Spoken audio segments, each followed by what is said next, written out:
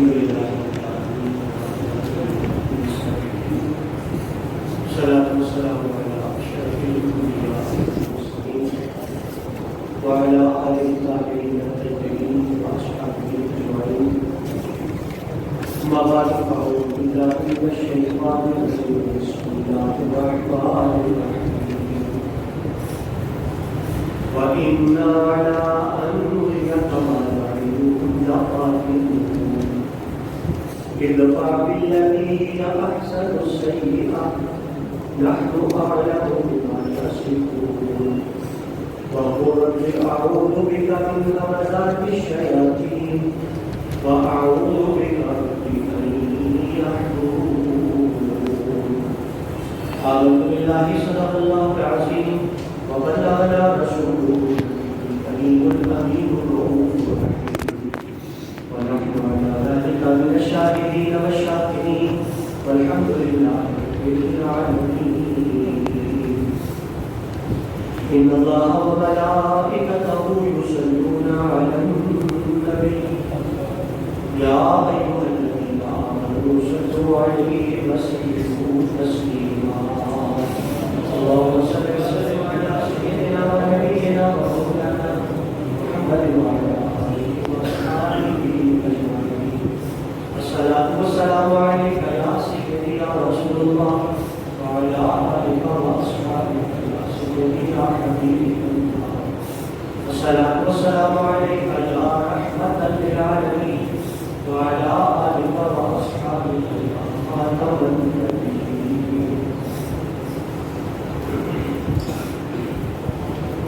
دوستان عزیزان، آج کے ہمارے درس کی پہلی آیت کریمہ دراصل ہمارے گزشتہ درس کا حصہ ہے. چونکہ میں اس آیت کا ترجمہ گزشتہ درس میں آپ تک نہیں پہنچا سکتا تھا، اس لیے حضور برکت اور تفسیر کی آیت تلاوت کرتے ہیں. مشرکین مکہ کی طرف سے مسلسل انکار کر انہیں جس عذاب سے ڈرایا جاتا تھا، اللہ تعالیٰ نے رسول کریم علیہ السلام کو حکم دیا کہ آپ دعا فرمائیں کہ مولا جب حسب وعدہ تو وہ عذاب ان پر نازل کرے اور مجھے دکھائے تو مجھے ظالم قوم میں شامل نہ کرے. اس کے ساتھ متصل آگے بڑھا کہ وَإِنَّا عَلَىٰ أَن نُرِيَكَ مَا نَعِدُهُمْ لَقَادِرُونَ. اور بے شک ہم طاقت رکھتے ہیں، ہم قدرت رکھتے ہیں، ہم قادر و قدیر ہیں اس بات پر کہ تمہیں وہ دکھا دیں جس کا ان سے ہم مطلب ہمارے لیے عذاب نازل کرنا اپنے وعدے کے مطابق اپنی وعدے کے مطابق ہمارے لیے کوئی مشکل نہیں. ہماری سیاسی تاریخ بڑی بڑھ کے آپ نے سنی ہوگی، آپ کو یاد ہوگی. ہم سولی پہ لٹکا دیں گے، ہم سڑکوں کے حصے کے لیے ہم یہ کریں گے، ہم وہ کریں گے. لیکن تمام تر سیاسی قوت کے باوجود پڑھ کے مارنے والوں کی پڑھ کے ہوا میں تحریر ہو جاتی ہے، ان کا کچھ نہیں سکتے وجہ اس لیے کہ اختیار ہو، اقتدار ہوتا ہے پر اختیار نہیں.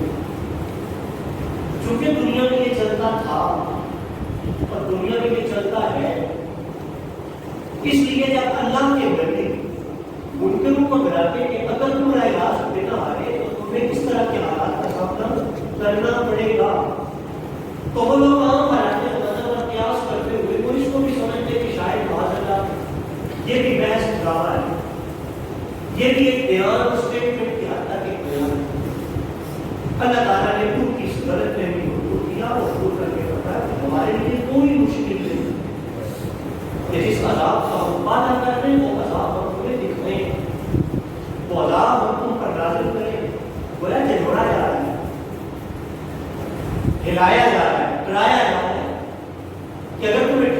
جا رہی ہے تو اسے اللہ کا فضل سمجھو، اگر تمہیں مہلت دی جا رہی ہے تو اسے اللہ کی عطا سمجھو.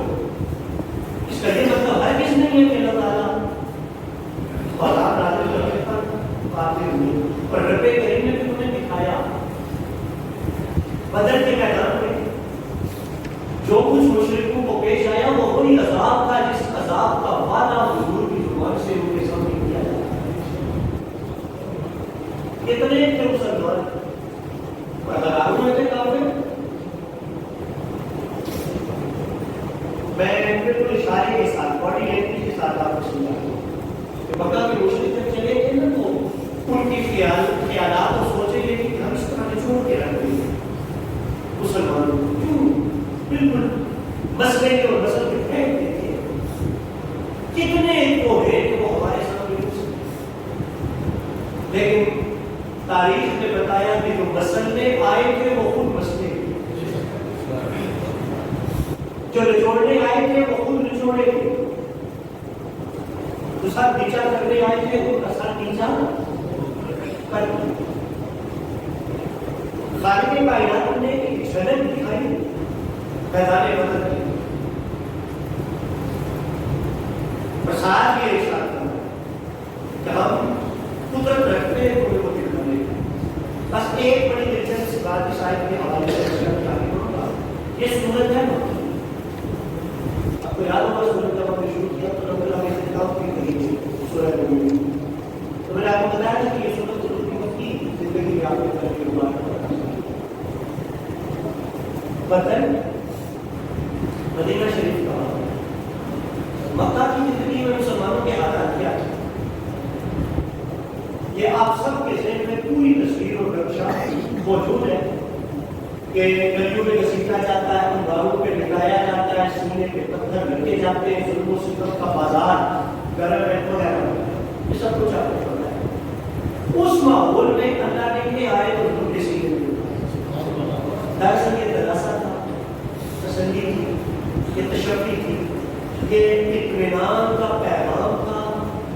اور میں کہتا ہوں کہ یہ تسلی کی ہوا کا ایک ٹھنڈا جھونکا تھا مسلمانوں کے لیے، جس سے کافر تو اس چکر میں پڑ گئے نا کہ یہ چند مسلمان ہیں اور ہمیں یہ کہہ رہے دھمکیاں دے رہے ایسا ہو جائے گا ایسا ہو جائے گا. لیکن مسلمان کا ایمان تو اللہ کی ذات کرتا. مسلمان کو پتہ تھا رب جو کہتا ہے اس کے لیے وہ کرنا مشکل نہیں. اس لیے مسلمانوں کے لیے بڑی تسلی اور بڑا اطمینان تھا. اور یہ آیتیں اتری آپ یہ سمجھ سکتے ہیں کہ مسلمانوں کے حوصلے کس قدر یہ آیت پڑھ کر کے بلند ہوئے. اللہ تعالیٰ کی مراد کس قدر سبب اس لیے ہے سب کے لیے تسلی کا کہ اہل حق ہر دور میں تھوڑے ہوتے ہیں، لیکن اس کا یہ مطلب نہیں کہ ان کا تھوڑا ہونا یہ ان کے مغلوب ہونے کی دلیل ہے.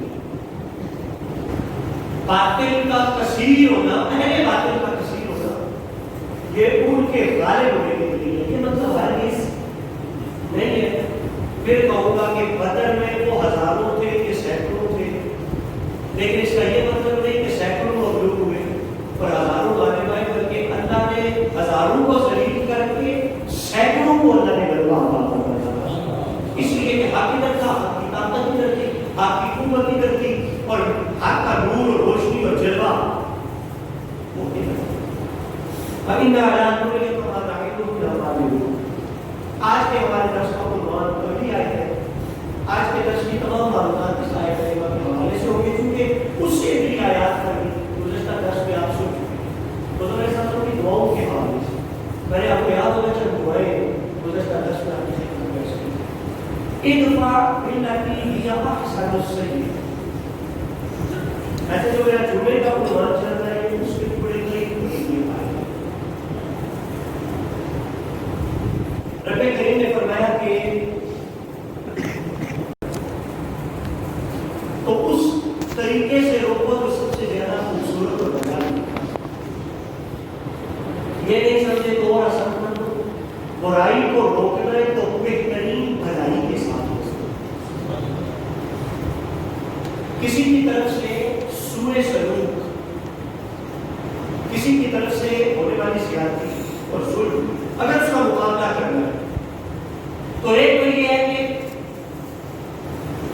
اس کی بغاوت کے جواب میں تم بھی بغاوت کرو، اس کی زیادتی کے جواب میں تم بھی زیادتی کرو. آسان لفظوں میں بتاؤ تم پورا بدلا دو، انتقام کی راہ چلو. ایک طریقہ یہ ہے جتنی کوئی زیادتی کرے اس کے جواب میں اتنا ہی بدلا دینے کا اسلام میں تصور موجود ہے. اسلام اس کی اجازت دیتا ہے، لیکن شہر برابری کا ایک مرحلہ اخلاق کی جو اعلیٰ قدر ہے، حسن اخلاق کی جو بلند ترین سطح پر مرحلہ اور درجہ ہے، یہاں آپ نے وہ بیان کیا کہ تمہیں اجازت تو ہے کہ کوئی جتنی زیادتی کرے اس کے ساتھ ری ایکشن اور رد عمل اتنا دکھا سکو، لیکن اگر تم دکھاؤ گے تو غلط کوئی نہیں ہوگی. اگر تم ری ایکشن میں وہ زیادتی کرے تم حسن سلوک کرو، وہ گالی دے تم دعا دو، وہ اگر تمہیں برا بلا کہے تم خاموشی کے ساتھ گزر جاؤ، تو ہوگا کیا؟ فرمایا اللہ تعالیٰ تمہیں قیامت والے دن مصطفیٰ کریم کے قدموں میں جگہ اس لیے کہ تمہیں اللہ اخلاق اعلیٰ طریقے عطا فرما دیا ہے. یہ ہمارے پاس کے درس کا خلاصہ اور طول لباب ہے، اور یہ اس آیت کریمہ کا پیغام ہے کہ بات بھی لاتی ہے احسن السیئہ، سب سے اچھی بھلائی کے ذریعے برائی کو دور کرو، برائی کو روکو. نحن اعلم بما یصفون، پر غم نہ کرو کہ وہ یہ کیا کرتے ہیں.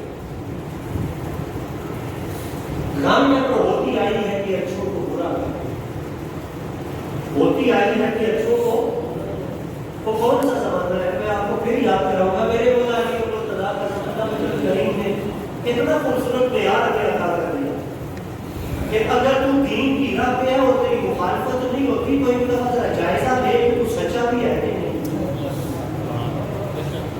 اس لیے کہ ہاؤ اٹس پاسبل کہ آپ حق پر بھی ہو اور آپ کو برا بنا نہیں کہا جائے، آپ سچ کے راستے پر بھی ہو اور آپ کی مخالفت نہ ہو، مزاحمت نہ ہو. حق والا کبھی ہر دل عزیز ہو ہی نہیں سکتا. سیاسی لیڈر جب الیکشن لڑتے ہیں تو پوسٹروں پہ لکھا ہوتا ہے ہر دل عزیز شخص. ان کے ساتھ یہ بات جچتی ہے، سزاوار ہے، اس لیے کہ وہ تو سانس کی منافقت میں ضرور. آپ کو پتہ ہے مجھے وضاحت کرنے کی ضرورت نہیں، لیکن جو بندہ باطن سے بھی حق والا ہے، ظاہر سے بھی حق والا ہے، صبح و مساء وہ حق کے لیے کوشاں ہے، اللہ کی قسم کو کبھی ہر دل عزیز ہو نہیں سکتا. میں نے اتنی بڑی بات کی، اگر اس رب کی عزت کی قسم اٹھا کے کہتا ہوں وہ کبھی ہر دل عزیز. اس سے خوبصورت مثال آپ کو لکھا ہے الحق مع علی وعلی مع الحق. میری بات نہیں کملی والے کی بات ہے، آپ علی کے ساتھ ہے. علی میں آپ سے سوال کرتا ہوں، حضور کے سوا نام سے آپ میں سے سب سے زیادہ مخالفت کس سے آتی ہے؟ اسی معاشرے میں آپ کے رہتے ہیں نا. میرا عشق ہے مولا علی کے ساتھ، تو میں صرف اس سینس میں بات نہیں کر رہا. میں نے آپ سے کہا کہ اسی معاشرے میں آج کیا ہمارے گلی محلوں میں ایسا نہیں ہوتا کہ شہدائے کربلا کے نام کی محفل ہے، ملا آپ کے 2 گھنٹے گلے کاٹتا ہے، اس کو 10 منٹ بھی علی کے گھرانے کے فضائل بیان کرنے کی توفیق نہیں ہوتی، وہ پونے 2 گھنٹے اس گھرانے کے دشمنوں کی فضیلتیں بیان کرتا ہے. کیا مطلب ہے؟ مولوی کے باجے بجانے سے علی علی نہیں. میں نے یہ زمانہ لفظ استعمال کیا، علی نام اور پھر علی مانا. کیا مولوی کے باجے بجانے سے، دین بجانے سے علی علی نہیں ہے؟ وہ تو ہے علی ہے. میں نے آپ کو مثال دی الحق مع علی وعلی مع الحق. حق علی کے ساتھ ہے، علی حق کے ساتھ ہے. حضور نے چھوڑا، لازم و ملزوم قرار دیا. میں آپ کے سامنے قرآن کھولے بیٹھا ہوں، آپ میں سے شاید ہی کوئی بندہ میری جگہ کعبے میں کھڑے ہو کے قسم اٹھا سکے کہ یہ حق والا ہے. میں نے بہت بڑا چیلنج کیا ہے، ذرا ہاں میں سوچ کے کھائیں، آپ کو کیا پتا میرے اندر کیا ہے، وہ تو میرا رب جانتا ہے۔ میں نے کہا میرے ہاتھ بھی چومے تو میری جناب کعبے میں کھڑے ہو کے قسم نہیں اٹھا سکتے یہ حق والے، لیکن میرے جیسا ایک کروڑ بندہ کعبے میں کھڑے ہو کے قسم اٹھا سکتا ہے علی حق والا، اس لیے کہ یہ سند علی کو میرے مصطفیٰ نے دی ہے۔ اب میں یہ مثال بتائی گئی ہے اور عنوان میں مثال دے رہا ہوں کہ چونکہ علی کو حق کے ساتھ جوڑا میرے مصطفیٰ نے، تو اس لیے میں نے کہا 1.25 لاکھ سے عوام میں سب سے زیادہ مخالفت ہے۔ اگر آپ سمجھ سکیں ویسے کہ بخاری شریف تو ادھر ہی ہے، میرے پاس موبائل میں بھی چل رہا ہے، صحیح سنوانا سہ سکیں تو آپ کو ایک مثال ہے۔ اور میں نے آپ کی خدمت کر دی تھی کہ امام حاکم کی کتاب کا ترجمہ تشریح اللہ نصیب کر رہا ہے، انشاءاللہ تعالیٰ بہت جلد وہ کتابی صورت پہ آئے گی۔ تو میں نے بڑی مزیدار بات تو آپ کو پتہ ہے سب کو، مجھے ہے نا وہی کہ ایمون الطعام والا حکمی مسکین و یتیم و اسیرا،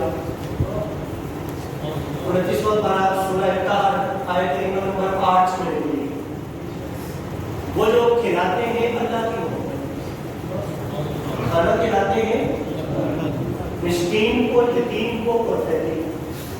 اس آیت کے اوپر شان رسول آپ کو پتہ ہے، اسلام ایمان کی بات ہوئی، آج کہتے ہیں خانوادہ نبوت میں نظر والی ٹھیک ہوگی تو 3 آپ کو بات سمجھ میں آتی، یاد آتی بات؟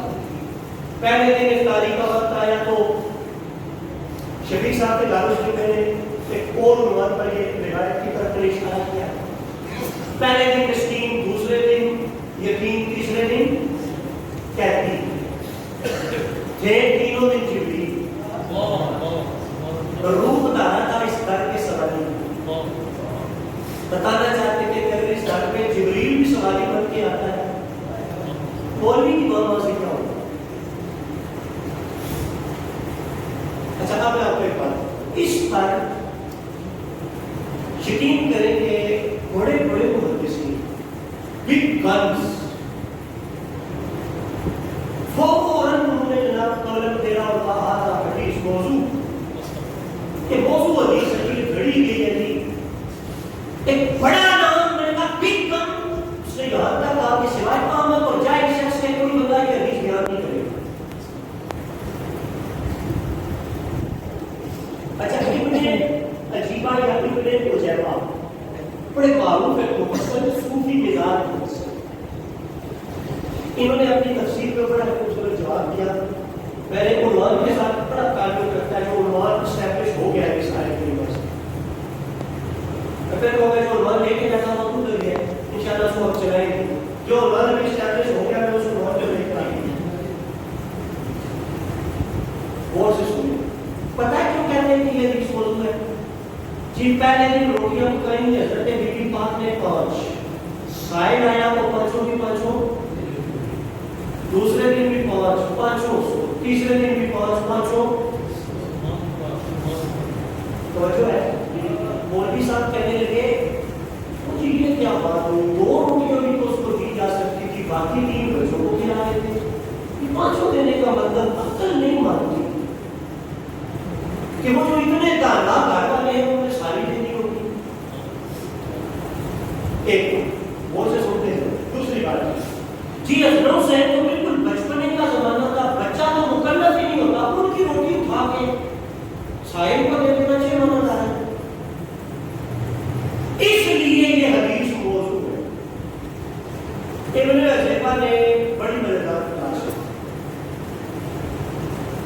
الحمدللہ آپ کی توجہ اللہ کے فضل سے پوری طرح اس طرح ہے تو آپ بڑی مزیدار طریقے سے سمجھیں گے۔ میں آپ کو حوالہ دینے کو تاجدار صدق و وفا حضرت سیدنا ابوبکر صدیق حضور علیہ الصلوۃ والسلام نے حکم ارشاد فرمایا کہ جس کو اللہ نے مال دیا ہے رائے خدا کے لیے، ابو بکر کتنا مال لے کے آئے تھے؟ کتنا لے کے آئے تھے؟ حضور کے پاس لا کے سارا پیش کیا تو میرے آقا نے پوچھا گھر والوں کے لیے کیا چھوڑا؟ انہوں نے کیا کہا؟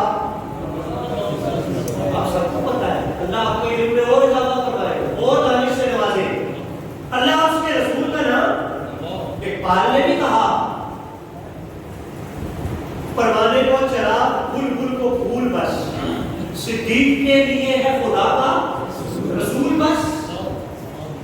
اچھا ابن عتیبہ نے کہا حضرت ابوبکر صدیق سارا مال اٹھا کے لے آئے، ایک بیڑا بھی گھر نہ چھوڑے، وہاں تو کوئی اعتراض نہیں کرتا، روایت موضوع ہے. بھائی سیدنا صدیق اکبر کے اظہار اور قربانی پر ہماری کروڑ نسلیں تھا. میں نے ان کے اظہار کو موضوع نہیں کہہ رہا. ابو بکر صدیق والی روایت صحیح ہے، صح ہے، ہمارے سارا منہ پہ ہے، لیکن میں کہتا ہوں کہ یہ مہربانیاں کرنے بیٹھے ہماری بات کیوں؟ یہ پرانے ہوتے سے ہی نہیں کیوں؟ وہ سارا مال لے آئے، وہاں بولنے کی عقل کو سامنے لگ جاتا ہے، وہاں اعتراض نہیں ہوتا. دوسری بات بڑا بدنام عنوان ہے، میں اللہ کا شکر ادا کرتا ہوں کہ یہ عنوان غیر ارادی طور پر شروع ہو گیا. میں نے بھی آپ سے دوسرا اعتراض آپ کی خدمت میں رکھا کہ بچے تھے وہ مکلف نہیں تھے. 28ویں سپارے کا ایک جملہ پڑھنے لگا وَيُؤْثِرُونَ عَلَىٰ أَنفُسِهِمْ وَلَوْ كَانَ بِهِمْ خَصَاصَةٌ. آپ نے سورہ حشر میں ہے یا اس کے علاوہ 28ویں پارے میں ہے وَيُؤْثِرُونَ عَلَىٰ أَنفُسِهِمْ وَلَوْ كَانَ بِهِمْ خَصَاصَةٌ. وہ اپنی جانوں پر بھی دوسروں کو ترجیح دیتے حالانکہ خود اس کے بڑے سخت ضرورت مند ہوتے. کیا ہے یہ بھی واقعہ آپ کو یقین میں آتا ہوگا، میں سے کیا نہیں. حضور کے خدمت میں مہمان آتے، حضور خود مہمان نوازی کرتے یا مہمان کسی نہ کسی سیاحی کے حوالے کرتے. ایک دن مہمان آئے، حضور نے کہا کون مہمان نوازی کرے گا؟ ایک انصاری سیاحی نے کہا یا رسول اللہ میں حاضر. مہمان حضور کا میزبان بھی حضور کا. مہمان کو پکڑا ہاتھ سے، بڑا فخر اور اعزاز سمجھتے ہوئے کہ حضور کا مہمان ہے اور مجھے مہمان نوازی کا اعزاز ملتا. گھر میں لے کے بٹھایا، بیوی سے پوچھا کھانے میں کیا ہے؟ بیوی نے کہا جی بچے بھوکے، تھوڑا سا کھانا ہے، اتنا ہے کہ صرف بچے کھائیں. اب آپ کو یاد آ رہی ہوگی بھائی صاحب نے کہا بچوں کو گلاسے دل سے لے کے سلا دو، کھانا مہمان کے سامنے لاؤ، جب مہمان کے سامنے آؤ تو چراغ ٹھیک کرنے کے بہانے کو جا رہے ہیں. ٹھیک کرنے کے بہانے ہم ویسے ہی ساتھ ہلاتے رہیں گے، ہاتھ اور منہ فیل کروائیں گے کہ ہم بھی کھا رہے ہیں. ہم کھائیں گے نہیں، چونکہ ہم نے کھایا تو مہمان سیر نہیں ہو سکے اور بچے گا نہیں، تو تاکہ وہ سیر ہو کے کھائے، مہمان ضرور کھائے. صرف یہ رائے اور تجویز نہیں تھی، اس پر عمل کر دیا گیا. آپ نے یہ بات کبھی سنی کہ نہیں؟ آپ نے یہ بات کبھی پڑھی کہ نہیں؟ آپ کے دل میں ہے نا. شام بچوں کو سلا دیا گیا، سارے مولوی بھی گرو سے بیان کرتے ہیں، ساری درس اور تحسین سب نے کہا آدھا حدیث صحیح بخاری سے لے کے سیاست کا سب نے عیسائی کریمہ کے شان نزول میں بیان کی. کیا خیال ہے وہاں بچوں کے مکلف اور غیر مکلف ہونے کی بحث نہیں چھیڑی گئی، اس لیے کہ معاملہ علی کے گھر کا نہیں تھا. یہاں مولوی کے پیشے اور بلاڑے حرکت میں تب آتے ہیں جب معاملہ مصطفیٰ کے گھر کا ہو. رہ گیا معاملہ حسن حسین پاک کا تو انہیں تو تیار کیا جا رہا تھا کربلا میں. اس ایک جملے میں سارے سوالوں کا جواب، اس لیے کہ وہ کوئی اتفاقی واقعہ نہیں تھا. حضور کی زبان سے کئی مرتبہ یہ خبر حضور کے گھر والوں تک پہنچ چکی تھی کہ حسین کو کربلا کی سرزمین پر شہید کیا جائے گا. اور پیاسا بھوکا ان کی تو یہ ٹریننگ تھی. میں نے صرف آپ کی خدمت میں مثال رکھ کی. چلے ایک اور مثال چلتے چلتے دوبارہ فرمانے کو ملے. یہ بھی مشہور دو واقعات میں آپس میں موازنہ کرتے ہیں اور الحمدللہ تعالیٰ یہ موازنہ پہلی دفعہ سن رہی ہے. میں اللہ کے فضل سے کہہ سکتا ہوں آپ پہلی دفعہ سن. مولا علی کا مقدمہ آتا ہے ان کے اپنے قاضی کی عدالت میں، کوئی سرا کا مقدمہ یہودی لے گیا. آپ کو بات یاد آ گئی؟ اس نے کہا میری ہے، مولا علی بات نے کہا یا کسی فرض کے لین دین کا جو بھی معاملہ تھا. قاضی نے کہا جی گواہ مولا علی نے کہا میرا بیٹا حسن. تو قاضی نے کیا کہا کہ اس نے بیٹے کی گواہی باپ کے حق میں معتبر نہیں ہوتی، اس لیے گواہی ریجیکٹ. فیصلہ مولا علی کے خلاف تاریخ کا حصہ ہے. اس بات کو ادھر چھوڑے ایک اور بات. حضرت عمر فاروق خطبہ دینے کے لیے آتے ہیں، ممبر پہ کھڑے ہوتے ہیں. ایک صاحب کھڑا ہو جاتا ہے، اے عمر آپ کا قد بڑا ہے،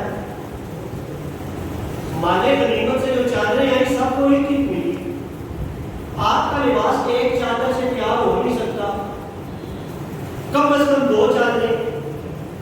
سوال ہے آپ نے 2 کیوں ملی؟ سب کو جب ایک ایک ملی تو برابری کا تقاضا ہے کہ ویسے یہ خلافت راشدہ کا حسن، خلافت راشدہ ہی کا حسن. یہ 2 جملوں میں فرق ہے. خلافت راشدہ کا حسن اور خلافت راشدہ ہی کا حسن ہے. یہ قدرے صرف خلافت راشدہ تک تھی. 30 سال مولا حسن کے 6 ماہ، اس کے بعد یہ چیپٹر کلوز ہو گیا کہ خلیفہ المسلمین خطبہ دے رہا ہو، کسی بھی شخص کی جرأت تھی کہ وہ کھڑے ہو کے سوال کر سکتا تھا. یہاں تو قانون سازی ہو رہی ہے، سائبر کرائم میں سختی کی جا رہی ہے. کوئی گورنمنٹ کے خلاف بولے گا، کوئی فلاں کے خلاف بولے گا، کوئی فلاں کے خلاف بولے گا. یہ تمہاری ڈیموکریسی ہے یا یہ تمہارا مارشل لا ہے. جو میرے مصطفیٰ کا نظام ہے نا، نظام اسلام، نظام مصطفیٰ خلافت راستہ، اس میں کوئی پابندی نہیں ہے. اس میں ایک چھوٹا بچہ بھی خلیفۃ المسلمین کے بارے میں سوال کرنا چاہے تو تنہائی کا بھی انتظار نہیں کرنا پڑے گا، وہ بڑے مجمع میں سوال کر سکتا ہے. اب حضرت عمر فاروق سے سوال کیا گیا. حضرت عمر فاروق نے کیا کہا تھا جواب میں؟ تو ذات میں ٹھیک بول رہی ہوں. حضرت عمر فاروق نے کہا تھا اس بات کا جواب میرا بیٹا عبداللہ دے. عبداللہ بن عمر. لوگ دیکھ رہے حضرت عبداللہ بن عمر کھڑے ہو کے کہتے ہیں کہ آپ کا سوال بالکل ٹھیک ہے، چادر ایک ہے. چونکہ جہاد میں میری کافی کی چادر میرا بھی حصہ تھی میرے بابا کا، تو مجھے پتا تھا بابا کا لباس ہی چادر سے نہیں بنے گا، تو میں نے اپنی چادر حضرت کو بول دی. 2 چادروں سے لباس بنایا. الحمدللہ اللہ آپ کا سلامت رکھے. آپ نے بات سنی، آپ نے بات سنا، لیکن کہتے ہیں کہ تو نہیں ہو رہی. بات سمجھے جو میں بات سمجھانا چاہتا ہوں، گواہی یہاں بھی بیٹے کی ہے. میرے بھی سارا حکم ہے، آپ کے بھی سارا حکم ہے، مولانا کے بھی سارا حکم ہے، محدثین کے بھی سارا حکم ہے، مفسرین کے بھی سارا حکم ہے. یہاں تو قانون وہ نہیں آیا کہ بیٹے کی گواہی بات میں آپ نے قبول، لیکن علی کے ہاتھ میں مولا حسن گواہی دے دو. عالم نے کیا چھوڑا ہے مولا حسن کے ساتھ عبداللہ بن عمر. سیاپی ہونے کے ناطے عبداللہ بن عمر کو بھی کروڑ سلام، لیکن میں پھر کہوں گا اس کے باوجود کیا جوڑ ہے، کیا موازنہ ہے مولا حسن کے ساتھ حضرت عبداللہ بن عمر کا. یہ فیصلہ تو حضرت عمر فاروق نے خود کر دیا تھا کہ بیٹے کو وظیفہ آدھا، اسٹینڈ کریمنٹ کو ڈبل.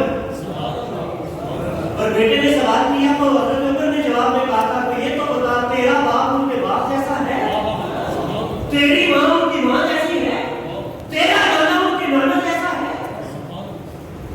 تب اس معاملے میں برابری نہیں تو وظیفے میں برابری کیوں؟ میں نے اس لیے کہا کوئی جوڑ ہی نہیں.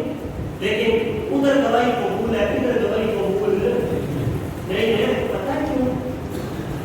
اب میں واپس لوٹوں الحق کو ماں علی با علی بہن حق علی کے ساتھ ہے اور علی حق کے ساتھ ہے. اور مولا علی فرماتے تو حق کے راستے پہ نکلے، تو سچ کے راستے پہ نکلے، تیری مخالفت نہ ہو، تیری مذاکرت نہ ہو، راستے میں روڑے نہ ہٹائے جائیں، دیواریں نہ کھڑی کی جائیں، اگر پراپیگیشن نہ ہو، اگر تیرے خلاف پان کی گولیاں نہ ہوئی جائیں، تو ریکنسیڈر کر اپنا راستہ، دوبارہ جائزہ لے کہ اس بات کی دلیل ہے کہ وہ حق پر نہیں ہے، اس لیے کہ جو حق پر ہوگا یقیناً اس کی مخالفت ہوگی.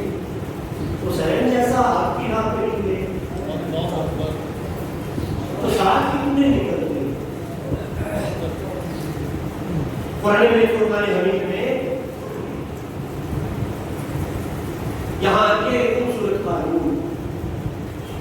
بیماری کو سکھایا اور فرمایا کہ اقتدار کی قیمت اور مسئلہ اس کا تعلق کامیابی اور ناکامی کے ساتھ نہیں. ارفع باللہ کے لیے آسان صحیح ہے. آج کے عنوان کی طرف پڑھو. برائی کو دور کرے بہترین بنی. برائی کا مقابلہ کرے بہترین. آج آپ کو ایک روایت سناتا ہوں. پھر اس کا تفسیر کرنے کے لیے آج کا مضمون عبداللہ بن ابی کو تو آپ سارے جانتے ہیں. دعا کرو اپنے دور کے عبداللہ بن ابی کو بھی ہم پہچان لیں. اس کی پہچان کو ضرور نہیں کراتے, اپنے دور والوں کو بھی پہچاننا بڑا ضروری ہے. عبداللہ بن ابی کے حوالے سے ایک بات پتہ یہ بات کون بیان کر رہا ہے؟ تائیدارے کو انتظام سید عمر کے بعد خطاب کو بھی نوازا امیر کو بڑی حضرت نے خطاب کیا. آپ فرماتے ہیں لما ماتا عبداللہ ابن ابی بن سلول بخاری شریف سے دیکھ کے روایت کرتے ہیں. جب عبداللہ بن ابی مرا بزرگ اسلام کو اس کی نماز جنازہ ادا کرنے کی درخواست کی. یا صاحب نماز جنازہ وجہ کیا تھی کہ عبداللہ بن ابی کا بیٹا حضور کا سچا آدمی, سچا لوگ, سچا آدم اور سچا کون بیٹا ہے جو یہ نہیں چاہتا کہ میرا ابا بخشا جائے. کلمہ تو بظاہر عبداللہ بن ابی نے پڑھا تھا. بیٹے کے لیے میں کرنا چاہتی کہ حضور کھڑے ہو جائے گی تو شاید اللہ کرم کرتے میری بات پر.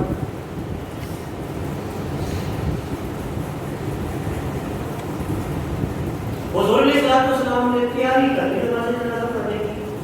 حضرت عمر فاروق فرماتے ہیں حضور اٹھ کھڑے. فلما قام رسول اللہ صلی اللہ علیہ وسلم, جب حضور کھڑے ہوئے نا جنازہ کے لیے جانے کے لیے, وسط تو آئی ہے چھلانگ لگائی حضور اس وقت. حضرت عمر فاروق فرماتے ہیں میں نے چھلانگ لگا کے حضور کے سامنے راستے میں کھڑا ہوا اور میں نے اپنی رات سنا تو سبھی آ رہے ہیں ابھی کی نماز جنازہ پڑھیں گے. وقت قال یوم قضا وقضا قضا وقضا اعقد علیہ قولا.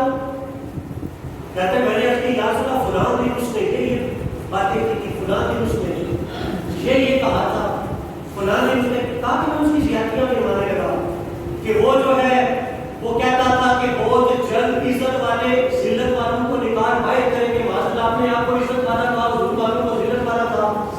بس ایک بات یاد رکھو, حضرت فاروق نے یاد دلائی یا رسول اللہ یہ وہ پلید شخص ہے جس نے حضرت عائشہ پر تہمت لگائی تھی. ام المؤمنین حرم رسول سوچا ہے رسول ان کی کردار خوشی تو یاد کرو اس کی نماز کی کہتے ہیں یہ باتیں یاد کرواتا کیا حضور کو.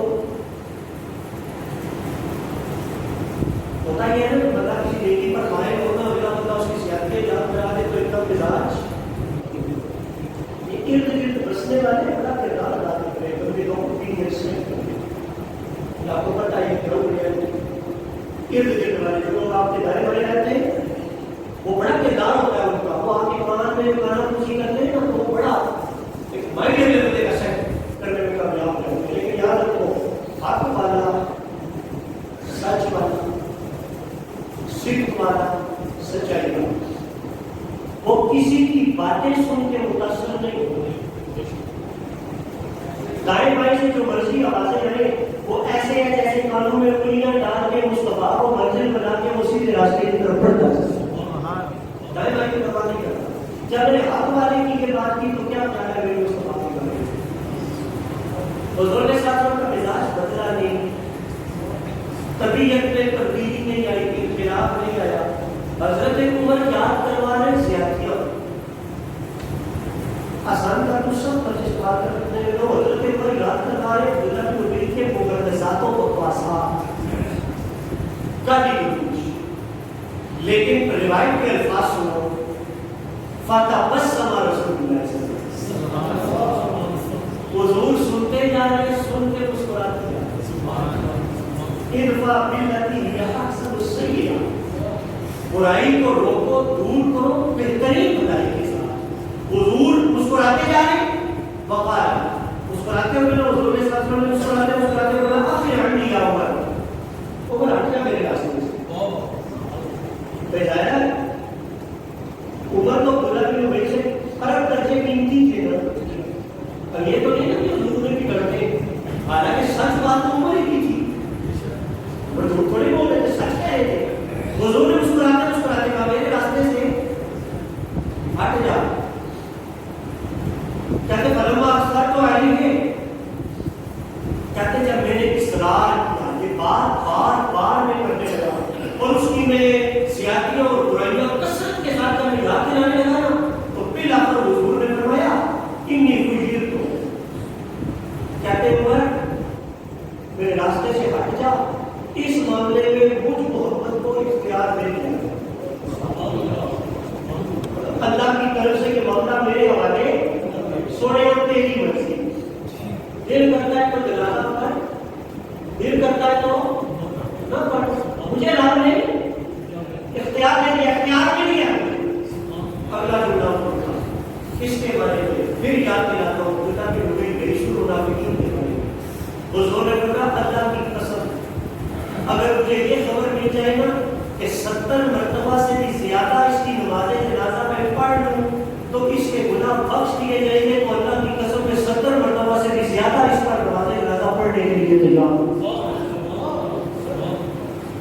یہ یقین ہو جائے گا کہ میرے نماز جنازہ پڑھنے سے یہ بخشا جائے گا تو 70 بار سے بھی زیادہ میں اس کی نماز جنازہ ادا کرنے کے لیے تیار ہوں۔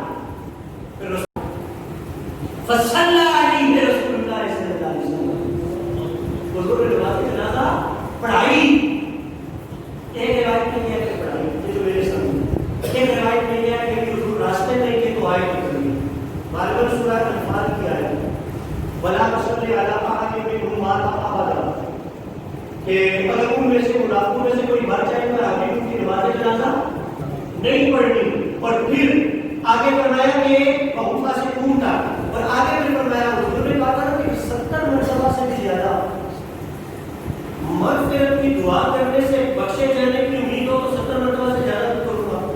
رب نے بھی کملی والے کے لفظوں کو قرآن کا حساب دیا، وَإِن تَسْتَغْفِرْ لَهُمْ 70 مرة لَن يَغْفِرَ اللَّهُ لَهُمْ، حبیب اگر آپ ان کے لیے 70 مرتبہ بھی مغفرت کی دعا کریں اللہ انہیں ہرگز معاف نہیں کرتا، اللہ ان کی مغفرت وہ تو رب کا فیصلہ ہے نا کہ رب نے نہیں بخشنا، لیکن مصطفیٰ کریم رحمۃ اللہ علیہ رسول کا فیصلہ ہے کہ جو ساری زندگی قدم قدم مخالفت کرتا رہا، احد کے موقع پر جتنا نقصان اس نے پہنچایا مسلمانوں کو اتنا نقصان کافروں نے نہیں پہنچایا، لیکن اس کے باوجود میرے آقا کریم کا اسوہ منا حضور کے اخلاق عالیہ رسول کریم علیہ السلام کی سیرت طیبہ کہ آقا علیہ السلام اس کی نماز جنازہ ادا کرنے کے لیے تیار ہو گئے۔ اچھا اب آخری بات کرتا ہوں، چونکہ یہ عنوان چھڑا، یہ کیسا تکلیف ہے عنوان ہے حضور کے چاہنے والوں کے لیے، ہمارا کام دل کرتا ہے حضور کا گستاخ ہو، اس کا جنازہ ہم پڑھے، چلے جائے کہ کملی والے اس کا جنازہ پڑھے، تو سنو اگلی بات کیا آپ کو بتاؤں، صرف جنازہ ہی نہیں پڑھایا حضور نے اس کو کفن دینے کے لیے اپنی چادر مبارک دی، یہ کس لیے؟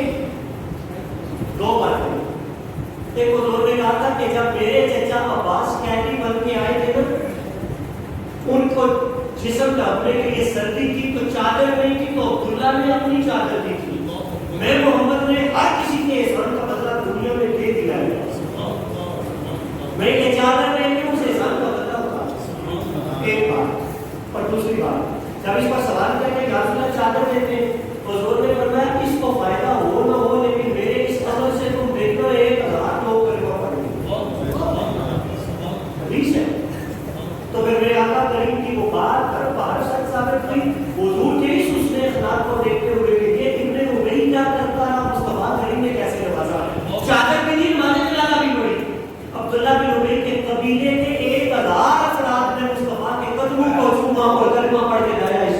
اسلام کا قرآن آپ نے میرے بجا لیا ادفع باللتی ہی احسن السیئۃ، یہ عنوان پرائے اہم معاشرتی عنوان ہے.